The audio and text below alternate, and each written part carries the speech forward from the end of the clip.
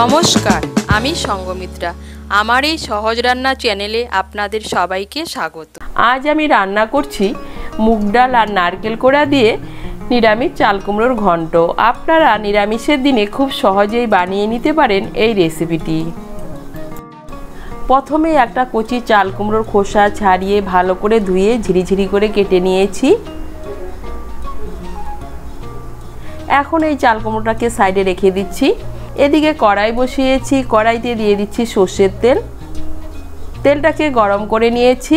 এখন এর মধ্যে দিয়ে দিচ্ছি ফোড়ন। ফোড়নের জন্য নিয়েছি তেজপাতা, শুকনো লঙ্কা আর গোটা জিরে। ফোড়নটা দিয়ে একটু নাড়াচাড়া করে নিয়ে এর মধ্যে দিয়ে দিচ্ছি হাফ টিস্পুন গ্রেট করা আদা। আদাটাকে একটু নাড়াচাড়া করে নিয়ে এর মধ্যে দিয়ে দিচ্ছি মুগ ডাল। এখানে আমি এক মুঠো মুগ ডাল নিয়েছি। ডালটাকে ভালো করে ধুয়ে জলটাকে ঝরিয়ে নিয়েছি। মুগ ডালটাকে মিশিয়ে নেব। মিশিয়ে নিয়ে মুগ ডালটাকে লাল করে ভেজে নেব। মুগ ডালটাকে লাল করে ভেজে নিয়েছি। এখন এর মধ্যে দিয়ে দিচ্ছি এক মুঠো নারকেল কোড়া। নারকেল কোড়াটাকে ভালো করে মিশিয়ে নেব। নারকেল কোড়াটাকে ভালো করে মিশিয়ে নিয়ে নারকেল কোড়াটাকেও একটু ভেজে নেব। নারকেল কোড়াটাকে একটু ভেজে নিয়েছি। এখন এর মধ্যে দিয়ে দিচ্ছি কেটে রাখা চাল কুমড়ো।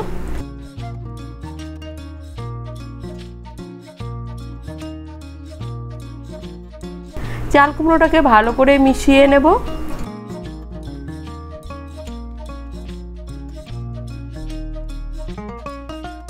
চাল কুমড়োটাকে ভালো করে মিশিয়ে নিয়েছি। এখন গ্যাসের আঁচটাকে মিডিয়াম করে 3-4 মিনিটের জন্য ঢেকে দেব। গ্যাসের আঁচটাকে মিডিয়াম করে 3-4 মিনিটের জন্য ঢেকে দিয়েছিলাম। আর এই দেখুন কুমড়োটা অনেকটা মজে গিয়েছে। এখন একটু নাড়াচাড়া করে নিয়ে এর মধ্যে দিয়ে দিচ্ছি স্বাদ মতো নুন, দিয়ে দিচ্ছি হাফ টিস্পুন হলুদ গুঁড়ো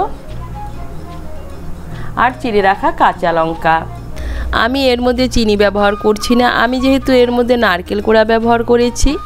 আর আপনারা চাইলে এর মধ্যে সামান্য একটু চিনি ব্যবহার করতে পারেন। ভালো করে মিশিয়ে নেব। মিশিয়ে নিয়ে কুমড়োর জলটা পুরোপুরি শুকিয়ে যাওয়া পর্যন্ত রান্না করে নেব।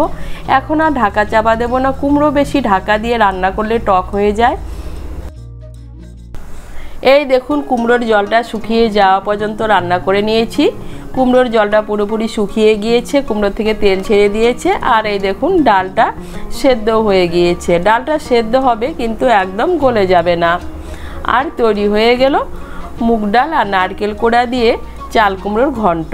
আপনারা নিরামিষের দিনে খুব সহজেই বানিয়ে নিতে পারেন এই রেসিপিটি। এটা খেতে কিন্তু দারুণ লাগে। আপনাদের যদি এই রেসিপিটি ভালো লাগে তাহলে লাইক এবং শেয়ার করবেন। আর রেসিপিটি কেমন হয়েছে কমেন্ট করে জানাবেন। আরও নতুন নতুন রেসিপি পাওয়ার জন্য চ্যানেলটিকে সাবস্ক্রাইব করে পাশে থাকবেন। ধন্যবাদ।